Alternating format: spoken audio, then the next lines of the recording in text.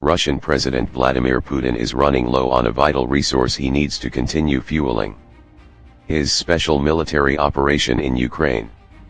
It is a resource that has been vital to Russia for decades, and it's one that is running in such short supply right now that Putin is being forced to ration its use as he starts to fall out of favor with the very people who have previously made that resource abundant. Those people are the oligarchs, the true power brokers of Russian society. The oligarchs are the multi-billionaires who have for so long provided the foundation for Putin's Russian empire. Now, that foundation is crumbling. The oligarchs are moving away from Putin as his war has continuously hit them in the only place that matters to them, their pockets. In this video, we're going to explain what is happening between Putin and his oligarchs, as well as why losing their support could sound the death knell for Putin's reign. Then, we'll reveal exactly which vital resource Putin is losing and why the loss of that resource is such a massive problem for Putin. We start in late August 2024. On August 23, 2024, Times Radio sat down with journalist Diane Francis to discuss Putin's position in the wake of Ukraine's monumental invasion of the Russian Oblast of Kursk. That invasion has made all of the headlines in the Ukraine war over the last month, with Ukraine using it to put a ton of pressure on Putin while shifting the momentum in the war in its own favor. That pressure is starting to mount. According to Francis, as Times Radio points out, she had written a Substack piece just one day prior, in which she highlighted the perilous position Putin now finds himself in. Following the Kursk invasion, Francis says that the cracks appearing inside Russia are now deepening at an alarming rate. Those cracks were visible in 2023 when the Wagner Group leader Yevgeny Prigozhin launched a brief mutiny against Putin while calling for an end to the Ukraine war. That mutiny was over almost as quickly as it started, with Prigozhin later dying in a plane explosion. That was likely the Kremlin's doing, but it was an early sign that all was not well for Putin in Russia. Then came Kursk. In the week following the Kursk invasion, the Russian ruble cratered against the US dollar, reaching 96.60 rubles to $1, the low point that saw the Russian currency lose 6.2% of the value it held on August 6 when the invasion was launched. The collapse in value saw the ruble reach a 10-month low against the dollar, a situation that made some very powerful people in Russia unhappy. Worse yet for Putin, the invasion undermined the image of a strongman that he has spent most of his reign attempting to cultivate. An enemy would never be able to attack Russia with Putin in charge, Russia's leader would claim both before and during the Ukraine war. But that's now happened. And not only has an enemy attacked Russia on its own soil, but it's done so in the largest invasion of Russia since World War II. Ukraine now holds 93 villages and 463 square miles of territory inside Kursk, which is nearly twice what Russia has gained in 2024 as it hammers down on Donetsk, and the image of Putin as a strongman has collapsed. That image is being further dented by Ukraine swamping Crimea and Moscow with drone attacks. Francis says, this has psychologically turned the tables inside Russia, and I think internationally. Because the ruble is cratering and there are some very prominent Russians who are now speaking out against this war, against Putin. These prominent Russians include people like Georgy Zakharevsky, the founder of Paladin PMC, which, like Wagner, is one of Russia's private militia groups, has called for Putin to be removed from power following the Kursk invasion. Like Francis, he points to the drone attacks occurring in Moscow and Crimea, claiming that Russia is already in big trouble. The Kremlin has been attacked, the Black Sea Fleet has been rendered almost useless, and Russia's population is dying out, impoverished, and have little recourse other than to drink itself to death while it awaits the next round of mobilization, claims Zakrzewski. All of this was done by the so-called president, the great Putin. Zakrzewski is far from the only prominent Russian calling for Putin's head. Unlike Yevgeny Prigozhin, who essentially acted alone when trying to depose Putin, Zakrzewski is only one of several voices. Others include Nikolai Patrushev, a former member of the Security Council, and Oleg Deripaska, a Russian oligarch, who is believed to have ties to a private militia. Therein lies the problem Putin now faces with his oligarchs. According to Francis, these extremely rich and powerful Russian citizens are likely unconcerned with what is happening to the average Russian, at least not to the same level Zakrzewski may be. But they have spent the last 2.5 years feeling the impact of sanctions being levied against them. They've absorbed the ruble's collapse and taken hit after hit to their bank balances. Deripaska has made his feelings clear. Speaking to Nikkei Asia, and as quoted by the Wall Street Journal, the oligarch called the Ukraine war mad, before saying that the Kremlin has spent far in excess of what it should have to fund Putin's ambitions. He concluded by calling for an immediate and unconditional ceasefire, which is a far cry away from Putin's claims that a ceasefire could only be called if it took into account the territory Russia has captured in Ukraine thus far. That quote would be worrying enough for Putin. However, it's an analysis by Abbas Galyamov that will truly have the Russian leader fearing for his position. Speaking about Deripaska's comments, Galyamov says, Deripaska is very analytical, so before saying such things, he always absorbs the mood of the other elites. This is not the voice of Deripaska alone. In other words, it's not just one oligarch who's speaking out about Putin.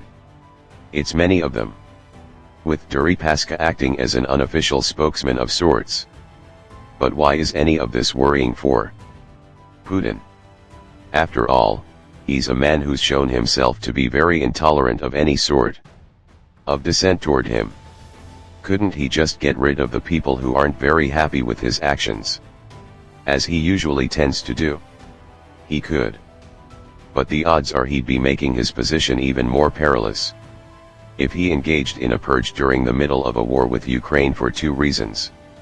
One of those has to do with the all-important resource we mentioned at the beginning of the video. Without it, Putin, and Russia, practically becomes helpless. And it's the investment of oligarchs into that resource that is key to Russia being capable of continued production. However, Francis also notes that any slippage in Putin's position now could leave him open to attack from elsewhere in Russia. If you're a dictator and you have any slippage, she says, you're surrounded by ruthless people. They'll get rid of you just as you got rid of them if they were wrong-stepping. So, Francis argues, Putin can't feel all that secure given that very prominent names are now speaking out against him, including at least one person who runs a private militia. Worse yet for Putin is that his own people aren't the only ones who are threatening to get rid of him. Francis notes that Ukraine came out with claims that it could have assassinated Putin at a recent Russian naval parade if it had gotten permission from the US to use the weapons it had provided to do the job. Newsweek reported on this incident on August 6, the same day as the Kursk invasion, noting that Russian Deputy Foreign Minister Sergei Ryabkov had claimed during a live broadcast on Russian state TV that the assassination plan was real and would have led to a new escalation if it was allowed to be carried out. Russia tried to play this off as a victory for Putin. The signal from our military leadership and the Minister of Defense to our American counterpart must have had an impact, Ryabkov triumphantly claimed. But psychologically, this news had to be damaging to Putin. As Francis says about the news leaking from the Ukrainian side, by leaking it, they made it very clear to Mr. Putin that they'll get him if they can, he's vulnerable. He'd not invincible. So, psychologically, his strength is being sapped. The head wolf of the pack is now being surrounded by many younger, and hungrier wolves. Militia leaders, oligarchs, and Ukraine itself are all calling for his head, with the latter making it clear that it could have claimed it if circumstances were only slightly different. The base on which Putin has stood for so long is crumbling underneath him, and he's starting to feel nervous. The Times radio interview with Francis points out that he's started transferring air defenses previously stationed on the front lines to the Kremlin in an effort to protect himself from Ukrainian aerial attacks. He's also been humiliated by the Kursk invasion, with the forced evacuation of almost 200,000 people from Russian territory being a black eye on his strongman image that hasn't gone unnoticed by Russia's power brokers and oligarchs. As Francis points out, Putin can control the state media around this incursion, but he can't stop the people in Belgorod and Kursk who are being evacuated, who are frightened and calling their relatives and telling them what's going on. In other words, Putin's stranglehold over his people is slipping. That brings another front into his war to stay in power. He is having to deal with Ukraine attacking on Russian territory, militia leaders calling for his head, and oligarchs making it clear that they're not happy with his reign. Now, his own people may start turning against him as the reality of what's in front of their eyes stops aligning with the messages he puts out. All of that would be worrying enough. But as all of this has been happening, Putin has been running out of the vital resource we mentioned in this video's introduction. A resource that his war machine needs if it is going to keep churning. A resource that is critical to the everyday lives of the Russian people.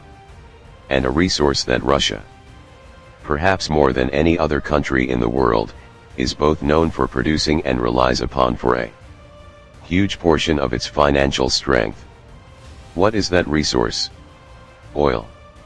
On August 30, 2024, Byline TV published a YouTube video that cast a harsh light on a Russian problem that has existed in the background for several months, but is now coming to the fore as Putin's power base crumbles. The show hosted Hamish de Breton-Gordon, who is a former British Army officer and an expert on chemical weapons. Initially, de Breton-Gordon provided insight into Russia's missile attacks in Ukraine. It had launched the largest strike yet conducted on Ukrainian energy infrastructure toward the end of August, but the topic soon turned to Putin and Russia's precarious oil position. First, de Breton-Gordon points out that Russian oil refineries have long been a target of Ukrainian strikes. "You attack the underbelly of the economy," he said when referring to Ukrainian strikes on Russian oil infrastructure. The Ukrainians seem to be having great success against Russian oil refineries even thousands of kilometers inside Russia. That is certainly the case. As AP News reported, in June 2024 alone, Ukraine struck 3 Russian oil refineries with drone attacks in a single night, with the goal being to disrupt Russia's energy infrastructure. These operations involved the Ukrainian Security Service, also known as the SBU, with the strikes hitting Russian oil refineries in Krasnodar, Apopsky, and Ilsky. All 3 became SBU targets because they were supplying fuel that the Black Sea Fleet uses for its ships. The 3 strikes were part of a larger drone-based campaign that has seen Ukraine strike many refineries in 2024. With the problem for Putin being that many of these strikes are working. Refinery equipment is being damaged, workers are being injured or killed, and precious fuel is often going up in smoke due to the attacks. The result of all of this, de Breton-Gordon claims, is that Putin is being forced to ration petroleum inside Russia. We understand that petrol is now rationed in Russia, which is just unbelievable. The lifeline to pay for this war for the Russians is pretty much coming from their fuel. Their petrol, oil, and gas. If one can restrict that, then that will be a really painful measure for the Russians. President Gordon isn't wrong. As the Oxford Institute for Energy Studies points out, the Russian oil and gas sector accounts for an annual average of about 20% of the country's gross domestic product, or GDP. That has remained the case during the Ukraine war, even with sanctions being levied against Russia, leading to Putin having to sell oil at a lower price. More worrying for Putin is that Russian oil also accounts for between 30% and 50% of Russia's federal budget over the last 10 years, meaning shortages have the potential to cut the Russian spending power in half. That's what the Ukrainian strikes on oil refineries aim to do. They're placing pressure on Putin by cutting off Russia's access to what is arguably its most valuable resource. The result, as President Gordon points out, is widespread fuel rationing throughout Russia. Hints of this rationing first started appearing in March 2024. That's when the Odessa Journal published a piece in which it noted that carefully planned Ukrainian strikes on Russian oil facilities have resulted in the dismantling of around 10% of Russia's oil production capacity in a matter of weeks. As we know from the fact that Ukraine conducted 3 strikes in one night in June 2024, these attacks haven't stopped. So, it stands to reason that Ukraine has likely taken out even more of Russia's oil production capacity in the months since the Odessa report, placing Putin in an even more precarious position. The Odessa Journal also explains why these attacks have been possible. It notes that the majority of Russia's oil refineries are located in the European part of Russia, within reach of Ukrainian drones.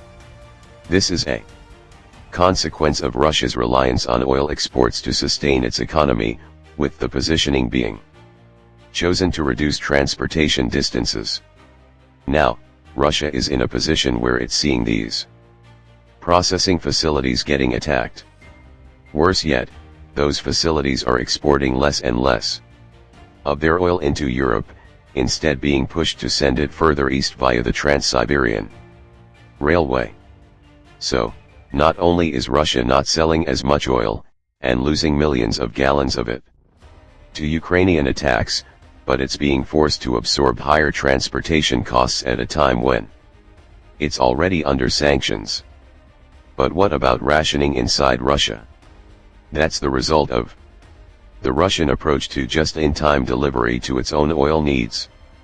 Odessa notes that Russia, despite its extensive oil production, keeps very little of it in reserve. Constant underinvestment in storage capacity means that fuel is essentially transported into Russia on a needs-must basis.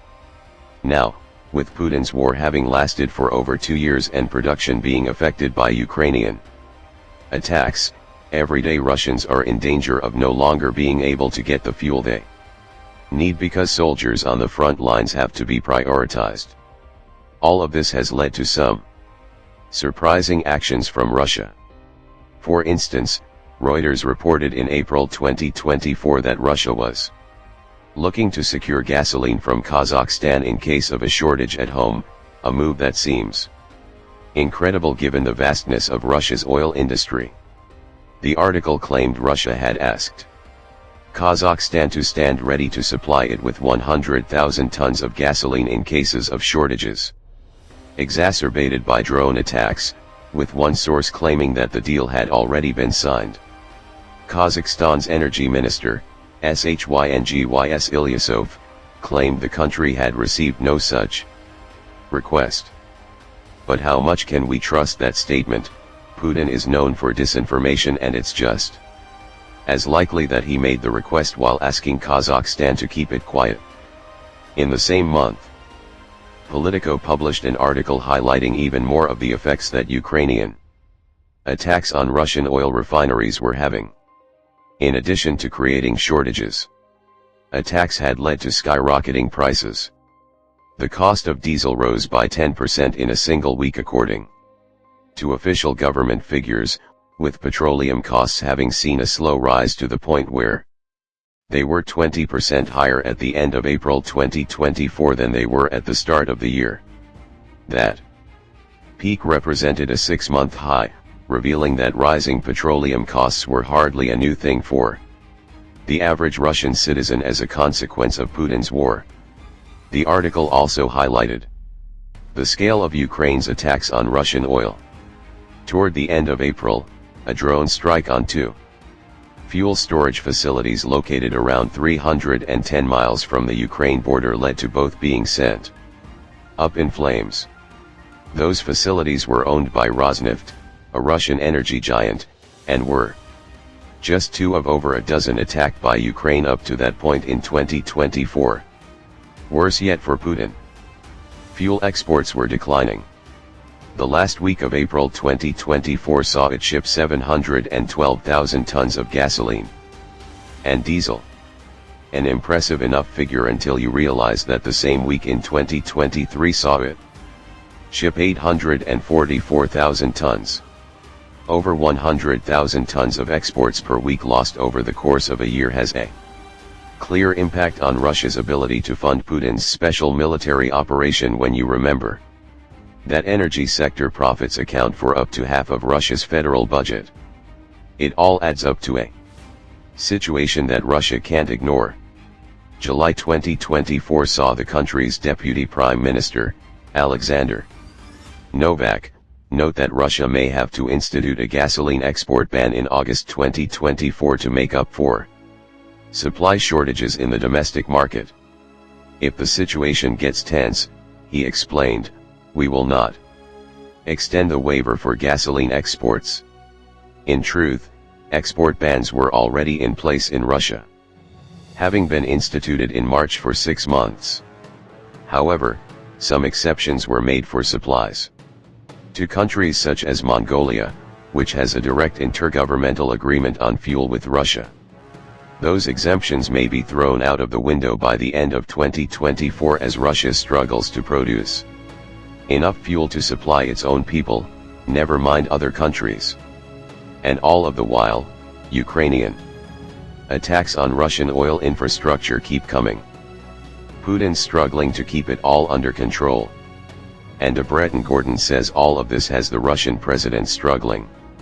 I think Putin is rattled, he claimed while speaking to Byline TV. I've discussed this with security friends of mine who know rather better than I do about this, who would say he is absolutely rattled. The Kursk invasion is part of the reason. It's shown that Putin isn't the strongman he also claimed to be.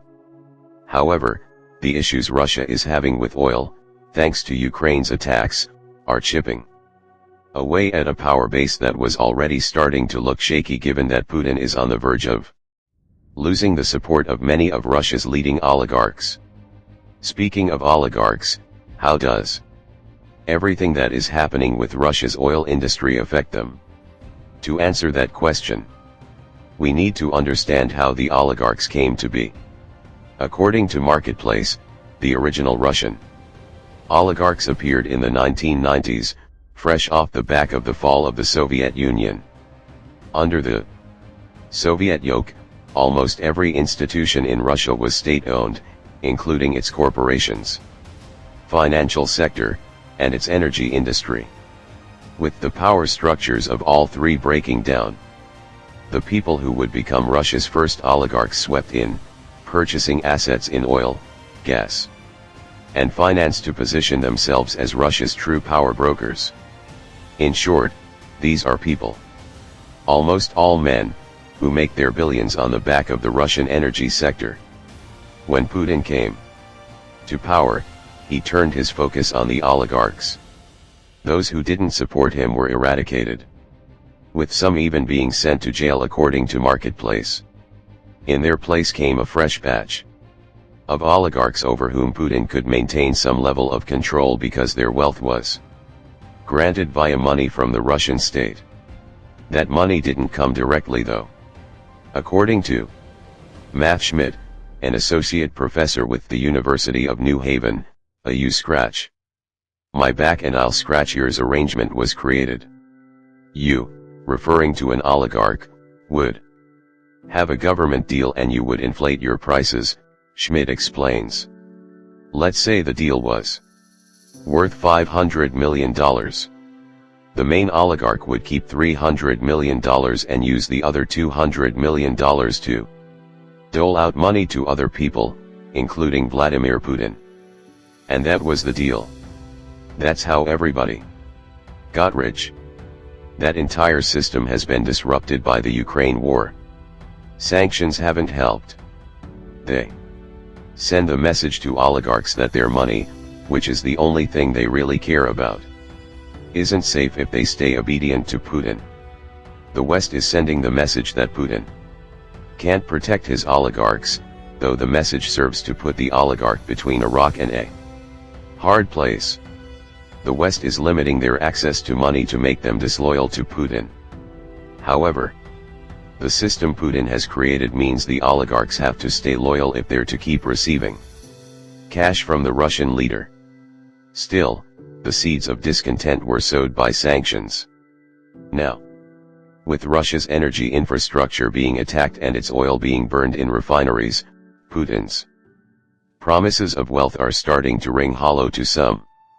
Shortages, whether they be domestic or issues that lead to export bans, are a sign of an industry in crisis. An industry that accounts for around 20% of Russia's GDP and up to 50% of its federal reserves. An industry that goes a long way toward funding the deals Putin has been making with oligarchs over the last 2 decades. Some are still making money hand over fist. The Kiev Independent reported in July 2024 that a dozen oligarchs have collectively received $11 billion in dividends since the beginning of the Ukraine war, thanks to Russia's finance and natural resource giants generating record profits. Vijay Alekperov is one of them. A major shareholder in Lukoil, which is Russia's second largest energy company, Alekperov has received about $2.1 billion in dividends since February 2022. The problem is going to come if Russia's issues with oil continue. The more refineries are struck, the less oil there will be to go around. While that leads to increases in prices in the short term, creating a mini boom for the oligarchs who have interests in oil, dwindling supplies will eventually lead to lower sales. That situation can only affect the profits of companies like Lukoil, which in turn affects the dividends that can be paid out to the oligarchs that Putin wants to keep on his side. Add that to the comments being made by people like Oleg Deripaska, himself an oligarch with vested interests in Russia's energy sector through his company Basic Element, and you start to see the potential for the tide to turn against Putin. The oligarchs are only loyal for as long as Putin can continue to enrich them. With the Ukraine war draining Russia's federal reserves, combined with the constant attacks on Russian oil infrastructure that are leading to shortages and will ultimately result in lower profits, that ability to enrich diminishes. Discontent is already in the air. Add to all of this the fact that Ukraine is now inside Russia, which creates the possibility that the country's elite will be forced to send their children to the front lines, and Putin is sitting on a powder keg that's waiting to explode. Oligarchs are suddenly realizing they've got to send their own kids to the front line. And that was not part of the agreement that they had with Putin, says DeBreton Gordon. Tell us your thoughts in the comments section and thank you for watching this video.